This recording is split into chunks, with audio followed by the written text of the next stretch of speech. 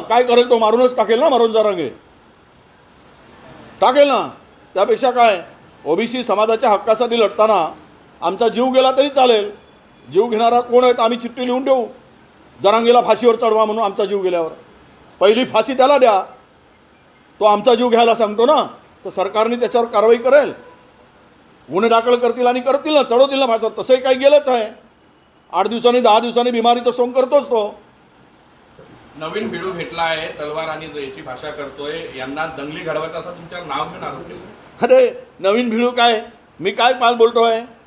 मी कुठल्या तलवारीची भाषा बोलली? काढ रे म्हणा एकतरी तलवारीची भाषा बोललेलं माझं वाक्य. मी ज्या वेळेस अंबडमध्ये सभा झाली, कोणी कोयत्याची भाषा केली, मी त्या सभेमध्ये गेलो नाही, दुसऱ्या सभेमध्ये. कारण ही शस्त्राची भाषा आपल्याला जमणार नाही. आम्ही एकमेकाचे महाराष्ट्रात राहतो, एकमेकाच्या आमचे संबंध अनेक वर्षाचे पिढ्यानपिढ्या आहेत. घर म्हणजे गाव म्हणजे आम्ही सगळ्यांच्या एक मंदिरात समान त्या नात्याला जपतो.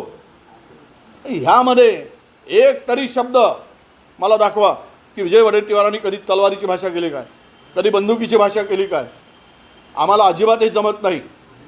आणि संपवून टाकायचाच विचार आहे. मारून टाकायचं, मारून टाका. द्या त्यांच्या हातामध्ये 10-20 टोडके आहेत.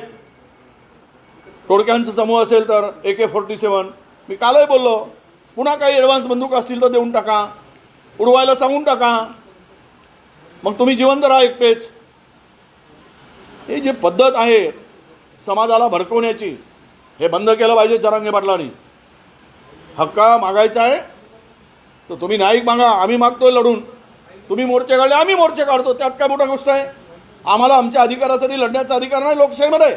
नाही, आम्ही मोर्चा काढणारच नाही, आम्ही बोलूच नाही. म्हणजे तू कोण लागला रे खंडोबा, तूच बोलशील आणि आम्ही बोलणार नाही? हेच चुकीचं होत आहे. हे सरकारने लक्षात घेतलं पाहिजे आणि अशा प्रवृत्तीचा